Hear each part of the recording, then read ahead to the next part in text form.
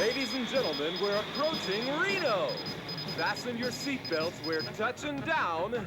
Valley's Superjet is coming to town. The biggest show in Reno, on the largest cabaret stage in the world, with a cast of over 130 and even more crew, this is Hello Hollywood, Hello.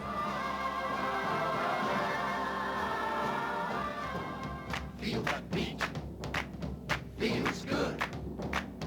That's that special beat from Hollywood. Feel heaven, I'm in heaven. There's no business like show business like no business. Simply fantabulous. Hello Hollywood, Hollywood, hello. Beginning of 1978, and the MGM Grand Hotel and Casino is changing the Reno skyline. 26 floors high, over 1,000 rooms. The opening slated for June, and the excitement's building. But as the cast and crew began arriving, they encountered a construction site and a yet-to-be-completed stage.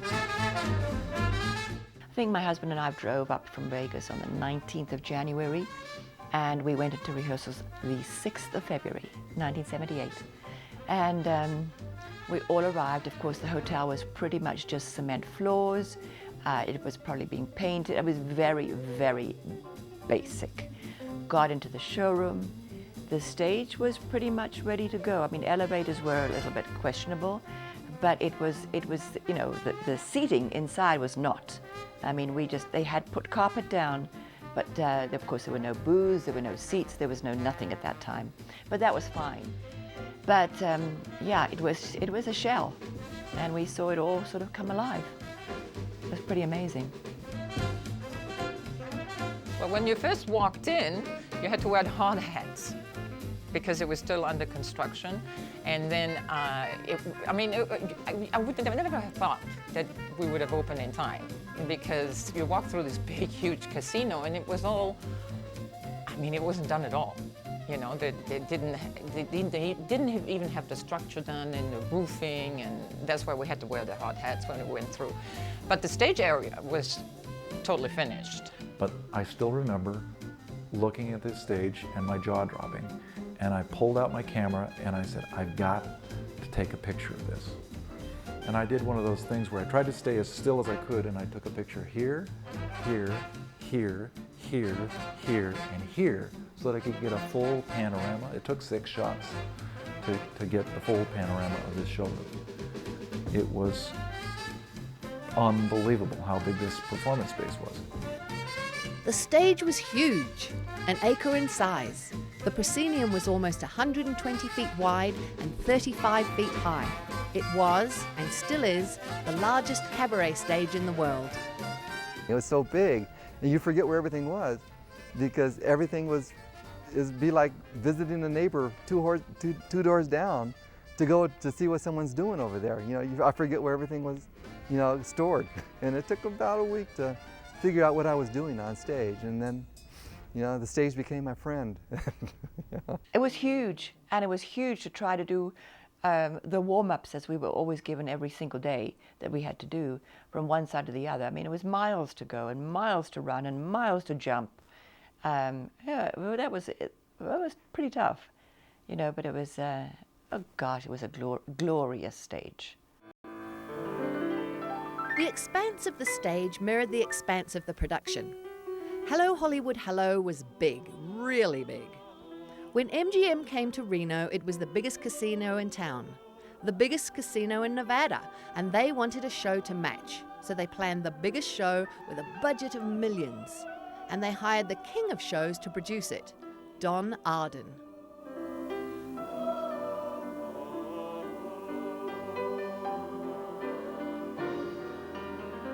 Oh my God, this man was a genius. He really was. And today, you know, now that he's gone, there is nobody that's anywhere comes up to being what he was and what he produced, and his incredible way of moving people, I think, was his extreme talent. He just knew however many people he had, 100, 200 on stage, he could just make them all work.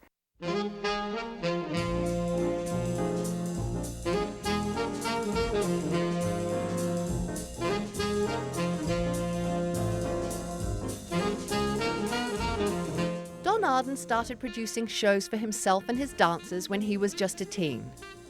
Born in Chicago in 1916, he graduated from high school in St. Louis, Missouri.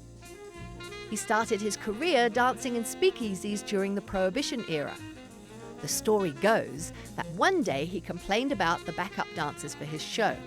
When the manager asked if he thought he could produce a show any better, he said yes, and he did. He was only 18.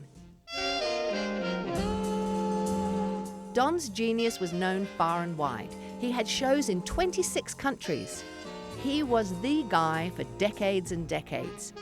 He could move people marvelously. His stage was always filled and it was always interesting. There were great patterns of people and color and movement and really good stuff to see. Well, actually, we worked with Don Arden at the Lido in Paris before we came here. He was a very strict producer, director. He was, it was hard sometimes because he really drove the dancers and the singers really hard. And we had It was a nightmare to work with. You think so? Yes, absolutely. But he was a perfectionist, and he drove everybody to insane, to be perfect. And but he deserved what he got. He got the best. Yeah. He wanted to make sure that you knew who you were working for. And if he had heard anything about you being out of line or suspected anything that wasn't in keeping with what he thought should be, he was one to put you on the grill. And he chose to wield his power, is what he did. And a lot of times he was not extremely nice about that. For Don Arden, the show was the thing. Always appreciative of talent, he could at times be really harsh because the show was it. And you, as a performer, were part and parcel of the bigger picture. He was very difficult to work with if you got on his bad side. He could be, I don't know if vicious is the right word, but I have seen him just destroy people for minor things if he didn't like you. I was fortunate. I worked as the 4 shows I worked with him. I was a swing girl, which meant that I didn't have a permanent place in the show. I went in and did whoever was off that night. I understood how he worked, and I was able to work well with him. In 1948, at the age of 32, Don teamed up with Margaret Kelly. It was perhaps one of the greatest partnerships in show business. As a child, Margaret Kelly was adopted by a poor Irish family. When the family doctor admired her bright blue eyes, he affectionately called her Bluebell, and the nickname stuck. Miss Bluebell began dancing professionally at age 14. She travelled throughout Europe with an English ballet troupe. At 19, she was a featured dancer with the Folies Bergère. In 1932, the first Bluebell girls appeared on stage. They were famous for their beauty, their stature, and their professionalism. People could always tell Bluebell girls. There would be 2 or 3 together on the street. They would always be well-dressed, poised, and always quite tall. Miss Bluebell is known for how good she is to her girls. She's always saying, "My girls are my girls." Miss Bluebell was just, I mean, she was just the matriarch of the girls, you know, and she could kick those legs up and she could do the splits and she would tell everybody what to do and what not to do, and she was pretty tough as well.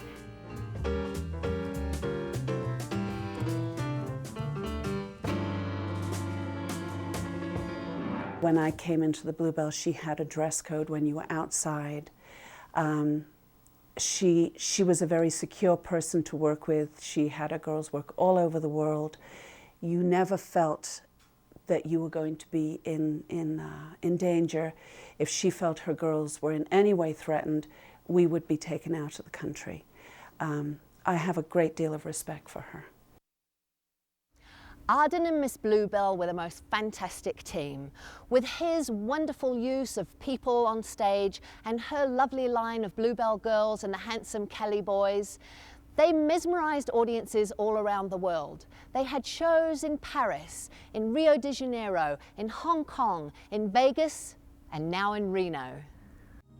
She and Don, I think it was the biggest love affair, but not, that anybody could ever have. I mean, they had their fights. They loved each other deeply. I mean, they would have their breakups. I don't know, it was a wonderful relationship. Without him, she was nothing. Without her, you know, he wouldn't have been the same. So I really do think they were a team together.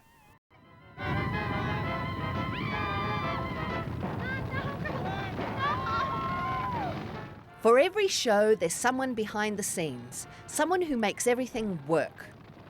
For Hello Hollywood Hello, it's Bill DeAngelis. Bill started his career as a carpenter, working his way up through the years. And by the time Hello Hollywood came to Reno, he was executive producer, in charge of, well, everything. Very, very, very good. His sets, his carpentry ideas. He was, you know, very, very knowledgeable in the stage setups. He knew elevators. He knew everything he could have possibly known. And he was very, very creative in that time. And basically he worked well. But he was the worker then. And Don, of course, was the creative force. As the years went by, they became more and more of a partner situation where, you know, he had things designed and he had things made, and they put their, you know, their creative thinking process together. Bill DeAngelis would give us inspirational talks downstairs on the top hat getaways, we called them, that was always down the LZ. And about every week we'd have a meeting down there. He'd talk to the crew and the wardrobe people, and basically just to cheer us on and to give us inspiration and everything. And it would, you know, that's how, you know, everyone knew who he was, and he was back here, you know, while we were building and everything. He'd come up and talk to you, to ask you how everything was going.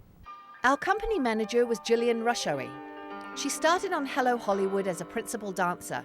She was a great dancer, a really wonderful adagio partner. And after about a year, she took over the company manager position. Gillian oversaw all aspects of the performers. She would run rehearsals. She would watch the show every night and give critiques. She basically was the anchor that held the performance together in a tight way. And that's what a captain should do. First of all, I danced with Gillian in the beginning of the show, and it was a delight to dance with her. She was very, very professional, very kind. She knew what she is doing, and that's how she got the company manager's post. I think she did a very good job. Yeah, she for did. everybody. She did a wonderful job. She did the adagio, the big adagio that we had in the show, even like in the beginning of the show. She was just a wonderful dancer, and she had all that experience to put forth. And when she became company manager, immediately she was great. I mean, she didn't have to learn. She knew it all. She had tact, and she has consideration for the people, and she was really a people person.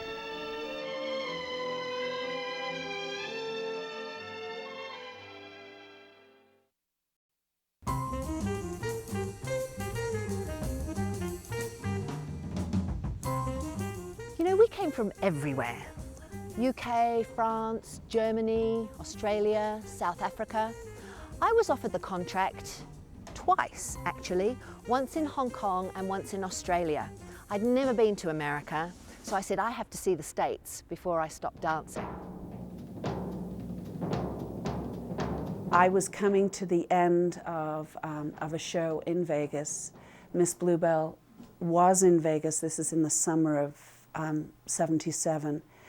And she came to me and said, and asked me to move to Reno, and I said, well, I was going to ask you if I could go anyway. I've got my eyes on you, so best beware where you roam.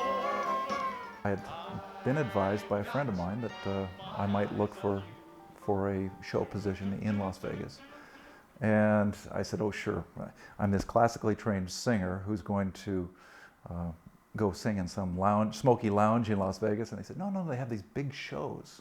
And he told me he would hook me up with the right person. I got a call one day that auditions were going to be happening in Las Vegas. And I made my way to Las Vegas thinking that I was going to have a private audition with this show producer who I had never met.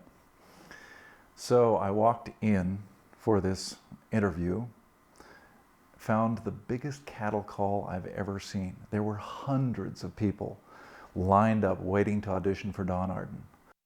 Auditioning was always an adventure, and Miss Bluebell and Don were very particular in their choice of performers. They always had hundreds to choose from at any audition for this show. It wasn't enough to be tall and talented. You had to be attractive, have poise, be classically trained, and have a real stage personality. Mr. Arden could be rough on people auditioning. He was always nice to his cast. His main thing was if somebody had put on weight, he could, people could lose their jobs from putting on a few pounds. Luckily, that didn't apply to musicians who weren't on the stage. But he could be very nice to people too and say, hey, keep rehearsing, come back in 6 months, try again, Because it wasn't just the singers from the show auditioning, it was outside singers who wanted to get the job. And of course, you had to be the right height and the right weight and have a good look, and it's very important. Dancing in the dark. We're dancing in the dark. To the tune ends, we're dancing in the dark. Pretty girls, it's a certain type that they liked very much. And the males, definitely the same thing, good bodies, good technique, height. He didn't like anybody. We did have a couple of 5'10", never anybody smaller than 5'10". But he really preferred 6 foot and 6'2", 6'3" if he could get it. It was his idea of this kind of show on this kind of stage, you want tall people. Piqué, déboulé. I think I still remember because she told you the routine that she wanted. It was all ballet.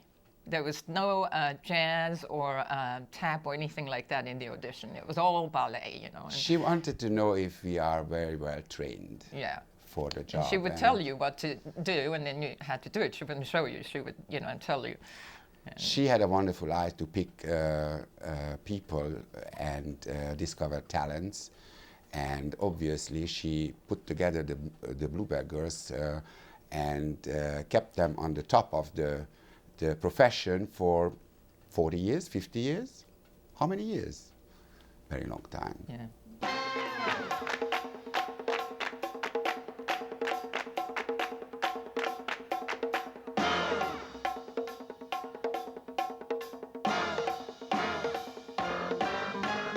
But once you got the job, you still had to keep it.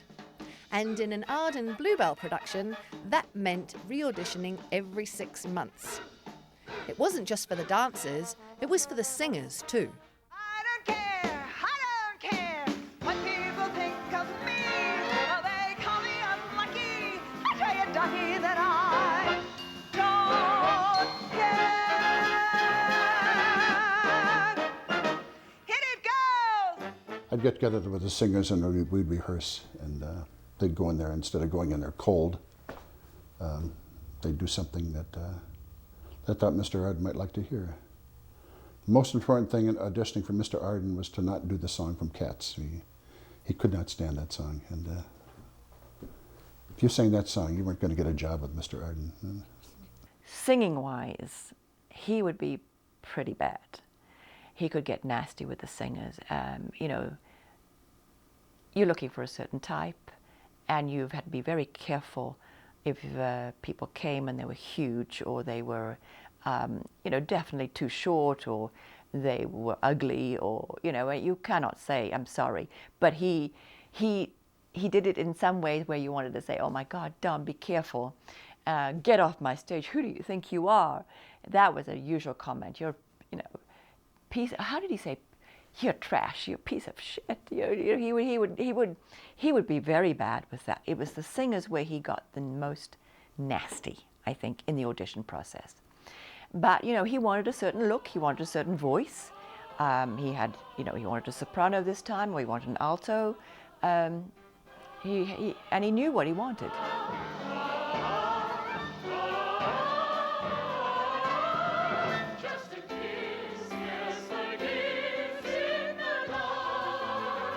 We had been in rehearsal for 4 months. I have never rehearsed anything for 4 months. That was the first and last time I had ever been in a rehearsal period that long. I could have done the show in my sleep by the time we opened. So opening night, as exhilarating it was, opening nights are always fun. It was a little bit like, let's just do this show.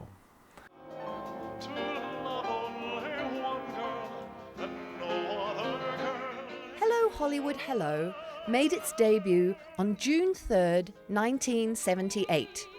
The months of rehearsal, costume fittings, set construction all came together on that night.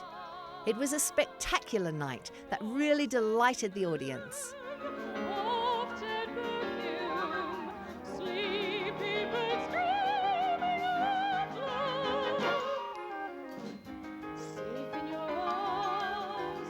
I had the privilege of being center stage at the top of the stairs and walking the leading lady down, singing to her all the while.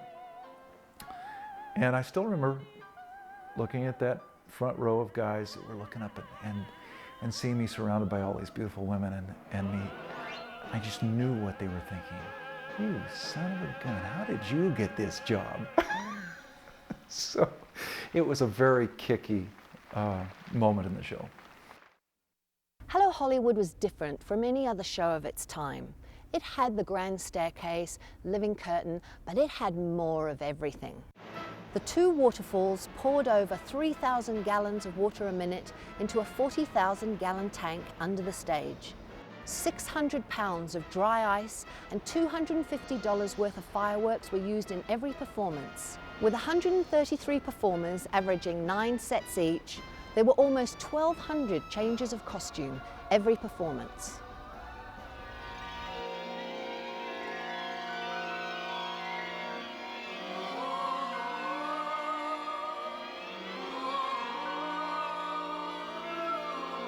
These kind of shows, the John Arden, Bill DeAngelis, Miss Bluebell shows were absolutely classy. There is not even a question that there was anything that could be put down as I don't even know what the word would be, sleazy. Not at all. It was just beautifully done. The costumes were beautiful. Nudity was beautiful.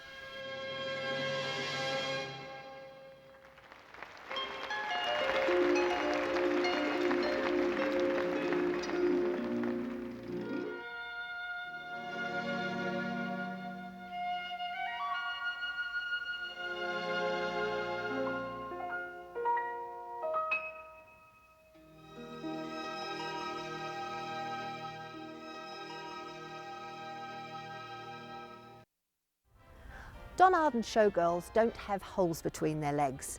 This is the stance which really shows off the figure. The walk is more like a glide. It really uses the body. It's very elegant and shows the costumes off to their very best advantage. Just a plotter, not a lot of play. And thou swell, thou witty, thou brave. In the whole 2-hour show, I think the really work was about 15 minutes. Well, you And never, then you were sitting in your dressing room and preparing yourself for the next appearance. And like you said, we had a lot of quick changes. And we had incredible quick changes. And the show was built in the way that everybody had time to make the changes. And on my last show, I did all of the parts out of the costume, in of the costume, and back to stage. Yeah, because we had regular quick changes, and then of course being swings and doing different numbers, we would actually do a lot more. So we had the dresses right there with a sheet on the floor that would help us, and we would wear costumes underneath and other costumes too, to be able to, you know, quickly like run off and run right back on.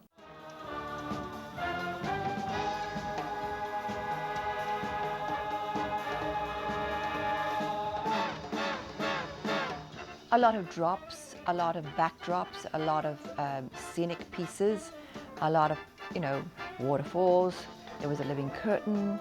There was the whole San Francisco set, from, you know, the park scene into the Nob Hill setting and the staircase and the ballroom, and then into the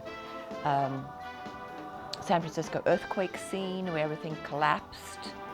I mean, it was absolutely amazing. It really was. The finale I thought was wonderful. That's the one that came out of the floor. It came out of up on the elevator with a wonderful set piece. It had 2 gold elephants that were rearing up with their trunks. And everybody was in, it was a circus scene. That was rather magnificent. The response we got made it magic, because Reno, Nevada had never seen anything like this. And of course, the response was overwhelming. As a matter of fact, for the first 6 months we were open, we lived a pretty exotic life. We were being invited to private parties thrown by every bigwig in the Reno area. I think I went to more parties in 6 months than I've ever been in my life. It was just one gala after another, trying to welcome all these new European performers who had shown up in Reno, Nevada. And we had a great time. Thanks for the hospitality, everyone. It was really, it made us all feel pretty welcome and pretty special.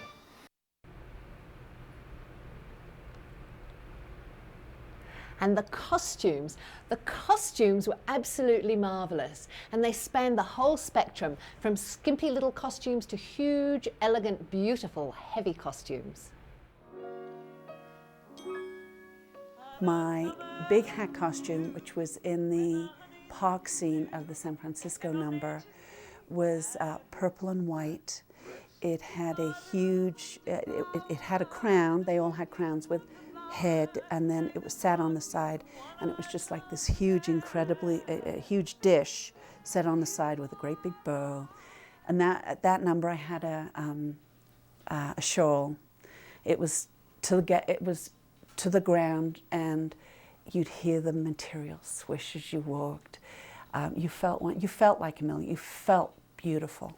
I don't know if the audience could really read the detail of the costumes, but they were so beautiful even up close, especially in the beginning before years of wear and tear. You know, our budget was $1.5 million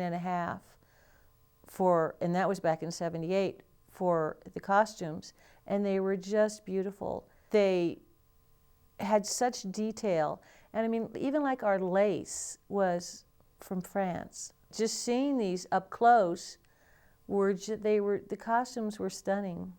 My finale costume was a cape that was, I think most of them were capes. Mine had sequins all over it in various designs. From my shoulders, there were these wire things that went out with big balls of feathers. I had a skull cap hat that had these same wire things with the big balls on them. So from the back would be this fountain, and as you walk, because they were on the wires, these fountain of big feathered balls, and it would just bounce as you walked.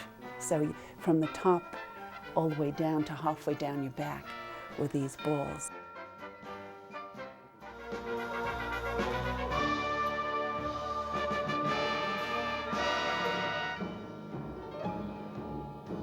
That was a leotard, and with all kind of jewelry built in and put on and painted on. And it was very comfortable, except the head. The head was huge, and obviously it was difficult to breathe in it, but it was a short number, and you just came in, you bedazzled everybody, and you went out. And I had a huge wings, and the wings were very heavy, and it was very difficult to make them move, but I did it very well, I hope.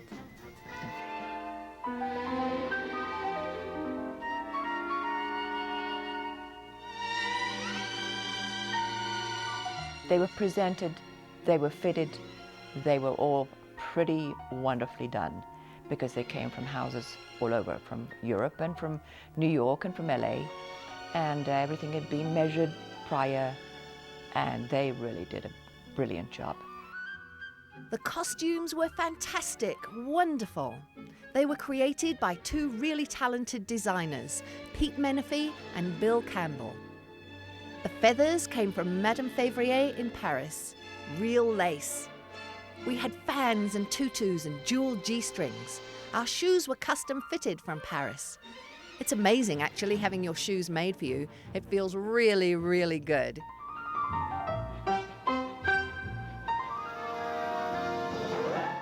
I just remember that when we were all hired for this, like I say, none of us knew kind of what a dresser did. So it was like this mass education of how to put a show, you know, or how to organize.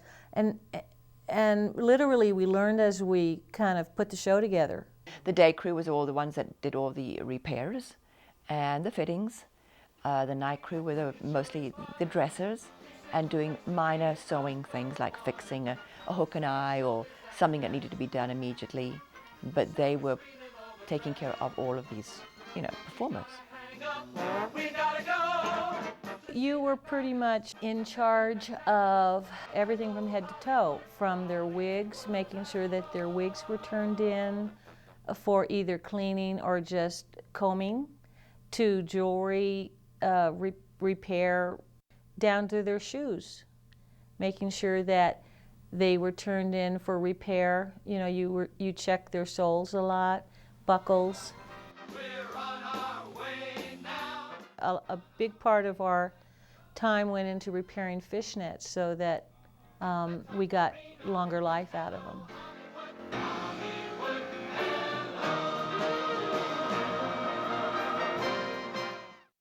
Just imagine the scene. Performers doing quick changes in corners, dressers looking like Santa Claus with huge sacks of costumes over their shoulders. Overhead were flown big feathered headdresses, sets moving in and out all over the place. In the midst of all this, the stage crew connecting microphones, pushing huge set pieces. And out front, the audience enjoying the antics of the acts.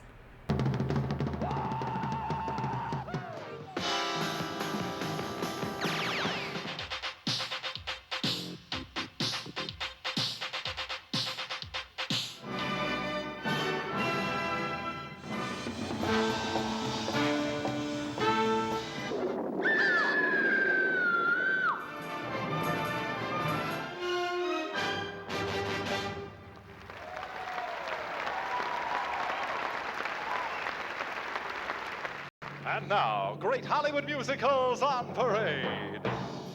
The Immortal Showboat. Why do I love you? Why do you love me? Why should there be two? A Valley's grand tribute to the Fabulous Follies, with that special Don Arden touch. Just in circus alone, we had 7 circus wagons, which were huge, and all the other sets that went with the calliope was probably, another 10 pieces. So you're talking about 17 pieces just for circus. underground for every scene, there was at least 6 big set pieces. Where it'd take about 8 people just to push it. And the waterfalls, it took 10 people just to push one waterfall downstage and back. Went on for 2 hours, and the show never seemed like a 2-hour show. It always seemed like 15 minutes, because you only remember your breaks. We all had musical cues, and that's what you went by. You went by where you were in the show. So at a certain song, you knew that I needed to be stage right during a certain line of the song. That was, so yeah, you had to listen to the show to know where you were. Every piece of scenery had its place, and everything was spiked. Even when it was on stage and in storage, it was every place on stage had the outline of the scenery, and it went back to that exact spot every time it was used. When they played it, it went on stage the exact spot every night because the lighting had to be the same.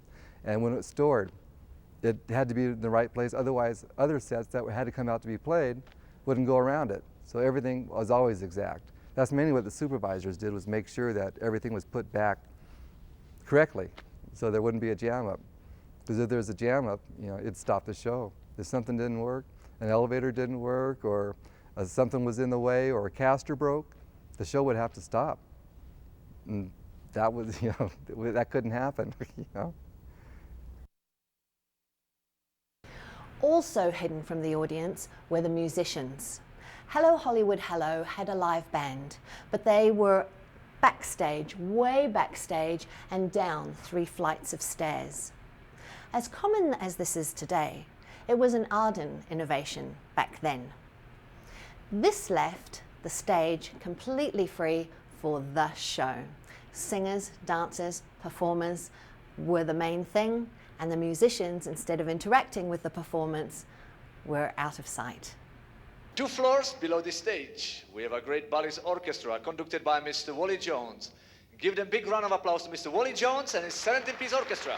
They are great. Yeah, 2 floors. We were actually a good city block away from the show. In the back of the stage and down below. We weren't physically present. We were in a different room, and we worked off TV monitors and click tracks, and a lot of the show was, a lot of the stuff that you heard was taped. The ensemble voices. There were live singers and a live band, but the ensemble voices with all the dancers moving around certainly weren't actually getting that big studio quality vocal chorus thing. The musicians would come in, and rather than being dressed in tuxes and tails, they were wearing sweats and jeans, carrying lunch pails. There were 5 saxes, 6 brass, 2 keyboard players, a drummer, a percussionist, a bass player, guitarist, and of course the conductor. I was kind of up on a podium, and down here was the drummer, and certainly the drummer and I were the closest together. Over here was a keyboard player, and there were all sorts of baffles and walls, for the sound. And then the rest of the band was set up like a regular band.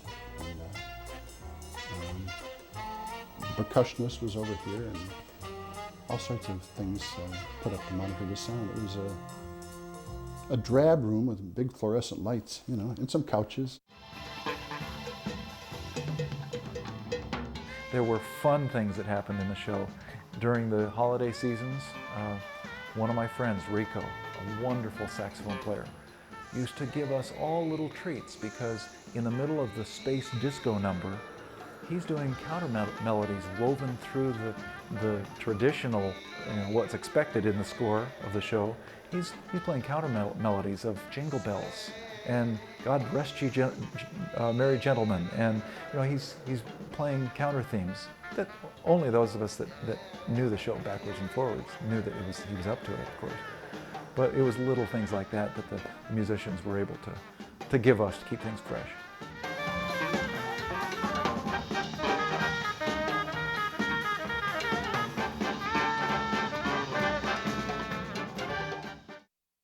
The cast for Hello Hollywood Hello came from all over the world, and most of us from big cities.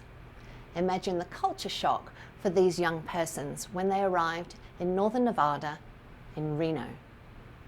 For the most part, they settled in very well and joined in the local activities and the local arts communities. But every now and then, they made their own sideshows. And in Reno, well, it just took a little getting used to. There's a great story when we were first in rehearsal. We had been in rehearsal, well, several weeks. As a matter of fact, it was early spring, as I recall, and just early enough for the pools to start being open.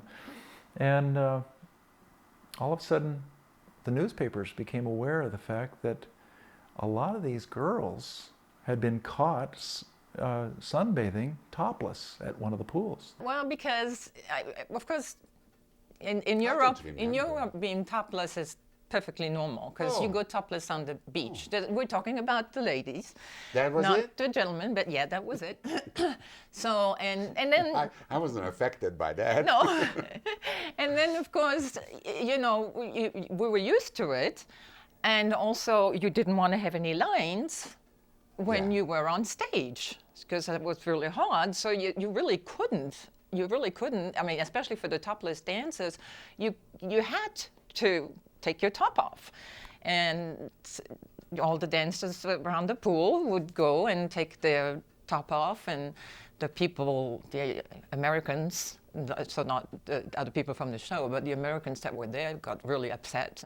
And Don Arden called us all together, and in his stern way, he says, I understand that there has been an incidence of topless sunbathing at the Amesbury pool. And I have only one thing to say about this. Keep it up. It's good for publicity. And that was Don Arden. I mean, he was always looking for new angles to promote his show.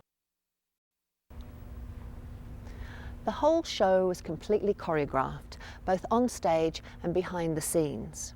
The showgirls and dancers knew exactly where to be and when, and the set pieces had their exact spots to be in. The crew had their own cues behind, and it all worked like clockwork, except that this is live performance, and sometimes things just don't work out as they should every single time. But we always managed. Remember the old showbiz maxim, the show must go on. Once especially, the waterfalls, you know, they're on a switch still where the safety that they're not supposed to work without the rain doors being down. So one night, you know, the waterfalls extended, the rain doors went down, and the waterfall started. And it takes 40 seconds for the water to make it from the storage tank up into the waterfall. Well, somehow the rain door got a signal to close. So the waterfall's going, the rain door is closed, everyone sees what's happening too late, and the water just goes right out into the audience. And it just soaked everybody. It shoots like 1,200 gallons a minute. And the people in the front row were just soaking wet. One of the things that made Hello Hollywood famous was the animals. Throughout the years, we had lions, elephants, dogs, horses, ducks, chickens, and even orangutans. Animals were always fun. You just never knew what they were going to do. We had two lions. I remember first one was Solomon, and the second one was Nimrod. And Solomon, the story on that is that he was a very nasty lion. He would just turn around and spray the stage. Well, I was one of the fortunate ones. My costume was yellow. But you can imagine holding your final pose and just getting showered by this lion. And when I tell you a lion doesn't just trickle, it's a fire hose. So it was, I think the audience was as surprised as we were. That was just part of the show, you know. I go home smelling like a lion and my dog wouldn't know what to do. You know, it's like awfully big cat. A wonderful scene at the end of the show where a chariot team, 4 horses, came down to do the Ben-Hur number in the finale. They were given specific directions to keep those horses away from the audience, first of all, and a little further upstage. Well, this one night, the farthest downstage horse, Freckles, walked on the trough, and the trough gave in, and the horse fell on the Ben-Hur chariot. And nobody knew what to do at the beginning. You know, some of the stagehands actually jumped in the trough and tried to push the horse out, which was, you know, you think of it now as funny, but you know, we'd never seen this situation. And because it was this wide, and when the horse fell in, he couldn't get out because he couldn't turn, and you know, we couldn't even get him out. You can't move. Luckily, it was the horse that was the most calm, and so we just disconnected the team, and Mitch drove the horses off, and we did the rest of the show. The horse was in the rain trough, and people were in the audience screaming, "Stop the show! Stop the show!" The show went on. We were singing, "Why do I love you? Why do you love me? Why should there be two as happy as we?" There's a horse flailing around, flailing in the hole in front of us. The horse was probably the biggest trooper of all, because he just patiently waited for the end of that show, and then the stagehands built a ramp to get him out. During the show, there was one tragedy. The aerialist Jerry DeWert fell from his trapeze. It was heart-wrenching. I was out in the audience at that very moment when it happened. And, you know, he'd done the act brilliantly as always, night after night, year after year. And I don't know what happened exactly. All we heard from backstage was this gasp from the audience. And the band stopped, and we knew something was wrong, but we had no idea what until the word got backstage. The rope that he came down, he burnt all his hands as he came down and fell and crushed his heels. I mean, it was, I can see it to this day, lying there in between everybody, and I was there trying to get his shoes off. I mean, it's agony, agony, agony. But the paramedics came immediately, got him to the hospital immediately. It was pretty horrendous. We ended up finishing the show while the emergency people were attending to Jerry. But that was a pretty eerie experience to know that one of your family was sitting out there in pieces on the floor, and we were still doing the old show must go on routine. Of course, that was it. That was the end of his career. I mean, he was never the same. He managed to, you know, to be okay in a normal facet, but my God, because he was brilliant. It was a dreadful, dreadful accident. In 1986, at a price of $440 million, Bally's took over the two MGM Grands in Reno and Las Vegas. The Reno Hotel Casino, originally 1,015 rooms on 145 acres, after an expansion in 1981, had over 2,000 rooms. The hotel was also planning a 26-story tower expansion. This would bring the number of rooms to almost 3,000. Don Arden, while still nominally the producer of Hello Hollywood Hello, suddenly had less influence. That wasn't all. The show had been running for 8 years, and there were very few people in a small city like Reno who hadn't seen the show already. Bally's, in order to reduce expenses, started to cut back on cast and crew, and to boost further attendance, brought in headline acts. Hello, Furcos. You got class. Your great illusions will take you far. Anyone can see that you were born a star.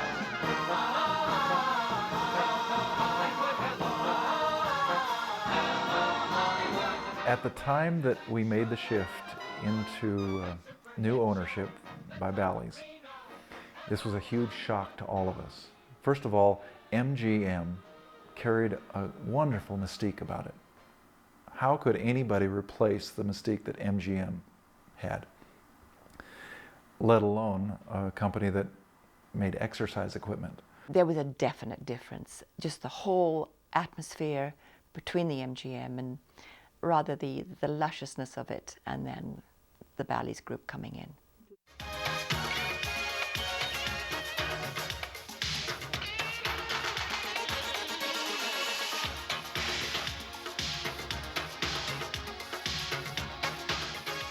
When we made that shift into featuring some of the star performers that came in, it was a new experience to all of us because the show had always been the star. It was a grand spectacle in itself, and it felt a little odd sharing that space with a celebrity. Actually, it was lovely. I mean, it was fun, and it was something different, and you know, the dancers worked with the stars. I didn't mind that at all, but it did make a change, and certain things of the show did get cut slightly. And yes, we did start cutting down people. Every contract or every year was another, well, we need to get rid of 5 more people, another 5 here. So by the end, I believe, I think we were 95 in the cast as compared to about 135 in the beginning. So in the 11 years that we were here. And really you couldn't cut very much more, but on the stage, well, now you see that stage with 30 people on it, and it's pathetic, but you really, you know, you didn't want to go down any lower than that because it just wasn't the same. Where you had three couples here, 3 couples there, now you're going to have 2 and 2 in this huge stage. It wasn't right for the different groups.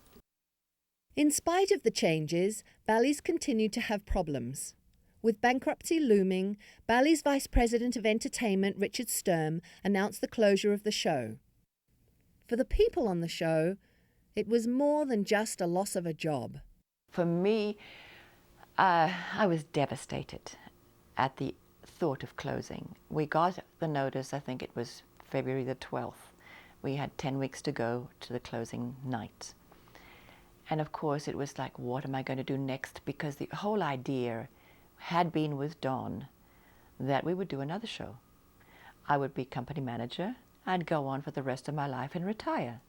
Well, it's sort of, you know, those kind of things is like death and divorce. Losing a job is devastating. We all had a real privilege, those of us that were so many years on the Hello Hollywood stage and other kinds of performing, because we were privileged to do something that we were passionate about. We loved our work. We were surrounded by other people who were also passionate about their work. And not many people get that experience, to be able to do something that's that much fun, something that you worked a good portion of your life to be able to do, and actually get paid to do this. And so it was really good fortune for all of us to be part of that show and part of that experience. When the news came that they were going to shut the show down, of course we couldn't believe that anybody would be so silly as to shut down something as wonderful as Hello Hollywood. The final show. The final show was on April 18 in 1989. Special guests were brought in and everyone, it seems, came to watch. The last performance was particularly poignant. We were very sad to say goodbye.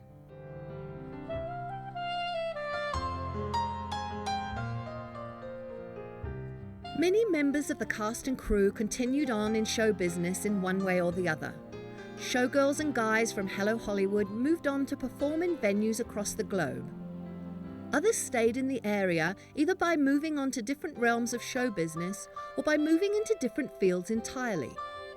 It is without exception, though, that the days of Hello Hollywood Hello are remembered fondly. It was an extraordinary experience that I don't think any one of us would have given up. You could probably have this conversation with just about any member of the cast, and anyone's going to tell you that unlike other show experiences, this was a family, and we all think of each other as family to this day. It was a big family. It was a fantastic era, and you get people today saying there'll never be anything like it. It was unbelievable. And, you know, anything that you do, anything in Vegas now, or anything up here or wherever, never, ever will be quite like it, because it was a small town, a huge show, a family, and brilliant. There's not a show compared, around that I've seen since, this show of this magnitude and so huge that, once you've worked it, everything else is just small. I've often made the joke that if they hadn't shut the show down, I'd still be up there, probably coming down the grand staircase with a cane and a microphone singing, "That face, that face." The stage is not entirely dark. Other shows have come and gone. Other dancers, other singers have graced what was the Ziegfeld.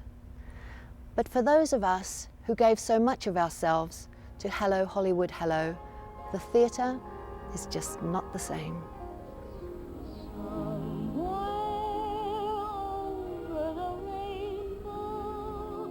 Skies are